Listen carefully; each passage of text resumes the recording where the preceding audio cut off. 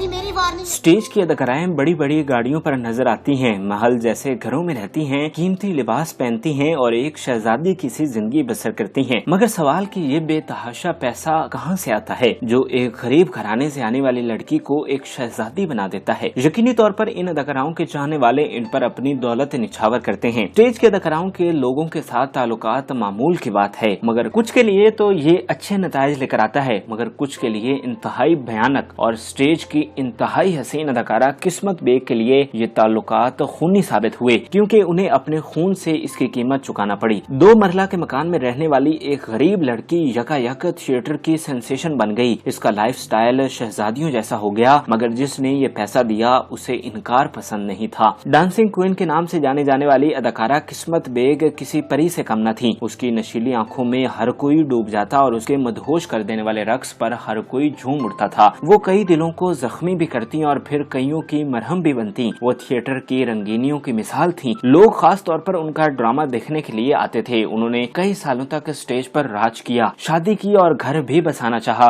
बज़ाहिर तो किस्मत उन पर मेहरबान थी, मगर इसका अंजाम बड़ा ही भयानक हुआ। किस्मत बेग ने जब कुछ चाहने वालों को छोड़ना चाहा तो उन्होंने उसे दर्दनाक मौत दी। जिन पैरों पर किस्मत बेग ने उनके लिए चलकर जाने से इनकार किया, उन पर 12 गोलियां मारी गईं। एक माँ अपने बच्चों को याद करके दरिंदा सिफ्त लोगों से मिन्नत करती रही, मगर सब बेसूद रहा। किस्मत बेग 1981 को लाहौर में पैदा हुई। किस्मत बेग का ताल्लुक एक मुतवस्सत घराने से था। उनकी कम उम्री में ही उनके वालिद उन्हें छोड़कर चले गए थे। किस्मत बेग और उनकी बहन अपनी माँ के साथ रहीं और बड़ा ही मुश्किल वक्त देखा। किस्मत अपनी फैमिली के साथ बेहतर मुस्तकबिल के लिए गुजरांवाला से लाहौर मुंतकिल हो गयी। उन्होंने लाहौर के इलाके मुगलपुरा में सुकूनत इख्तियार की। वो उस वक्त 2 मरला के इंतहाई खस्ता हाल घराने में रहा करती थी। वसाइल की बहुत ही तंगी हुआ करती थी, यहाँ तक के बाज़ुकात 2 वक्त की रोटी भी कम पड़ जाती। किस्मत बेग इंतहाई हसीन थी और उन्हें पैसों की भी जरूरत थी, इसलिए उन्होंने थिएटर जाने का इरादा किया। प्रोड्यूसर्स ने सितारा बेग के हुस्न को देखते हुए उसे ड्रामों में कास्ट करना शुरू कर दिया। वो एक ऐसी चीज थी जिन्हें हिट होने में ज्यादा वक्त नहीं लगा, बल्कि वो बहुत कम अरसा में ही लाहौर थिएटर की सेंसेशन बन गई। किस्मत बेग को डांसिंग क्वीन कहा जाने लगा, क्योंकि उनका रक्स अवाम में बेहद मकबूल हो गया।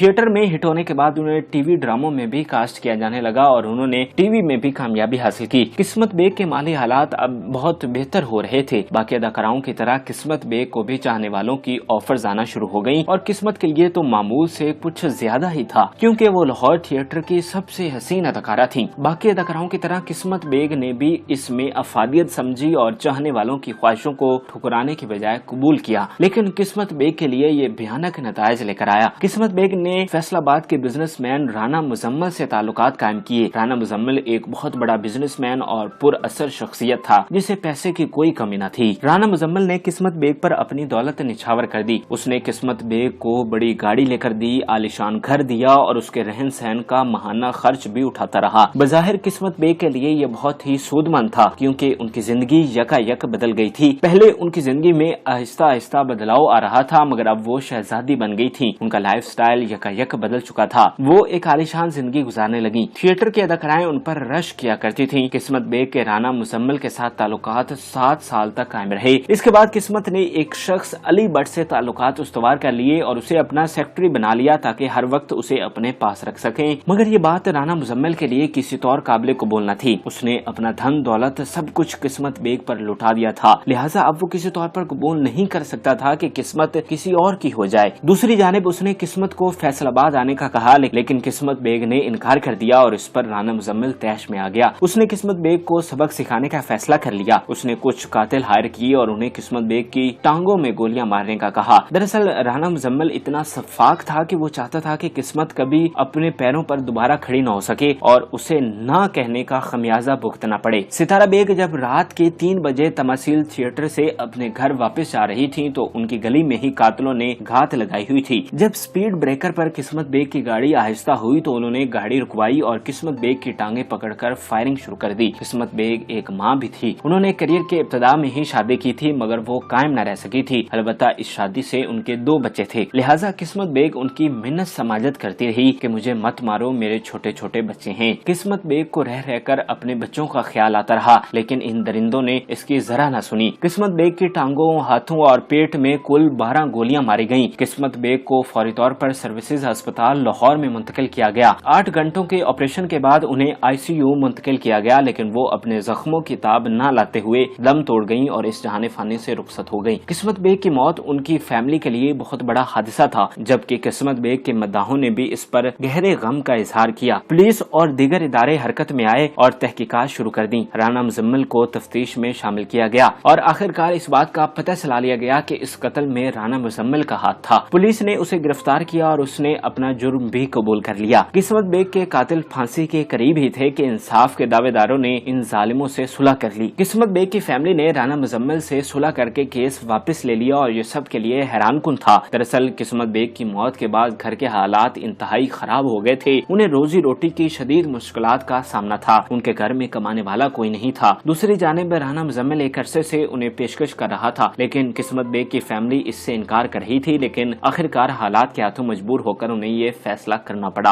और यूं किस्मत बेग का खून कुछ पैसों की खातिर बेच दिया गया। किस्मत बेग ने सारी उम्र अपनी फैमिली के लिए कमाया और फिर मरकर भी उनके लिए फायदेमंद साबित हुई। मगर लोगों ने कहा कि चाहे हालात जैसे भी होते, किस्मत बेग का जुल्म और बर्बरियत पर मुबनी कत्ल किसी तौर पर माफ नहीं होना चाहिए था, क्योंकि जालिम से हमदर्दी मजलूम से जुल्म है। मगर किस्मत बेग की फैमिली इंसाफ न ले सकी। लेकिन अपनी बड़ी बहन किस्मत बेग के खून पर रुपयों की खातिर समझौता करने वाली सितारा बेग को आखिरकार इसकी कीमत चुकाना पड़ी और उन पर ऐसा दाग लगा जो शायद कभी न मिट सके। किस्मत बेग की मौत के बाद सितारा बेग ने घर की बागडोर संभालने का फैसला किया। उनके पास और तो कोई रास्ता न था, लिहाजा उन्होंने भी थिएटर में आने का फैसला किया। वो अपनी बहन के साथ भी अक्सर थिएटर जाया करती थी, लिहाजा उन्हें काम के बारे में थोड़ा बहुत पता था। लेकिन अब उन्होंने बाकायदा तौर पर रक्स की तरबियत हासिल करना शुरू कर दी। अलबत्ता सितारा बेग को थिएटर में काम करने के लिए कई सारी मुश्किलात का सामना करना पड़ा। जाहिरी तौर पर थिएटर की दुनिया में एक बेसहारा लड़की कई सारे मसाइब से गुजरती है, क्योंकि हर कोई उससे अपना फायदा चाहता है, लिहाजा उसे बहुत सारे समझौते करने पड़ते हैं। सितारा बेग थिएटर में काम करने लगी और आहिस्ता आहिस्ता उन्हें भी पजीराई हासिल होने लगी। उनकी इब्तदाई शोहरत तो किस्मत बेग की वजह से ही थी, क्योंकि लोग देखना चाहते थे कि किस्मत बेग की बहन कैसी है। अलबत्ता फिर एक वक्त के बाद सितारा बेग ने भी अपनी पहचान बना ली। उन्हें थिएटर से अच्छे पैसे भी मिलना शुरू हो गए, जिससे उनके घर का खर्च आसान तरीके से चलना शुरू हो गया और वो और उनका खानदान जिंदगी की तरफ वापस लौट आया। लेकिन इसी दौरान सितारा बेग के साथ ऐसा शर्मनाक वाकया पेश आया जिसकी मिसाल नहीं मिलती। सितारा बेग जिसने बड़ी मुश्किलों से अपने आप को मुसीबतों से निकाला था, उसके साथ गैंग रेप का घिनौना वाकया पेश आया। हालांकि अपनी बड़ी बहन के अंतोनाक कत्ल के बाद वो बहुत ज्यादा मोहतात थी, लेकिन फिर भी वो जालिमों के शिकंजा में फंस गईं। हुआ कुछ यूं कि सितारा बेग को एक नामालूम नंबर से कॉल्स आने लगी। बात करने पर उस शख्स ने बताया कि वो मारूफ अदाकारा अंजुमन का भाई है और उनका दुबई में शो बुक करना चाहता है। इब्तदाई तौर पर सितारा बेग ने उसे इनकार कर दिया, लेकिन बाद में उस शख्स के इसरार पर राजी हो गई। दोनों की आपस में बातचीत शुरू हो गई। सितारा बेग ने उसे अपना पासपोर्ट भी भेज दिया। एक रात वो जब गुजरांवाला से ड्रामा करके लौट रही थी तो उस शख्स की कॉल आई कि आकर अपने पैसे ले लें। सितारा बेग उसके कहने पर लाहौर के एक निजी होटल में चली गई। सितारा बेग की वहाँ पर उस शख्स से मुलाकात हुई जिसने खुद को अंजुमन का भाई बताया था। सितारा बेग को वहाँ पर जूस पिलाया गया, लेकिन दरअसल इसमें नशावर चीज मिलाई गई थी। सितारा बेग के बकौल से वो मशरूब पीने के बाद कुछ होश न रहा। सुबह जब उनकी आंख खुली तो उन्हें पता चला कि उनके साथ इंतहाई शर्मनाक वाकया पेश आ चुका है। सितारा ने उठकर फौरन उस शख्स को कॉल की, लेकिन उसने सितारा बेग को पहचानने से भी इनकार कर दिया और आइंदा कॉल करने पर धमकी दी। किस्मत बेग की तरह सितारा बेग के मुलजिम भी सजा से बच निकले,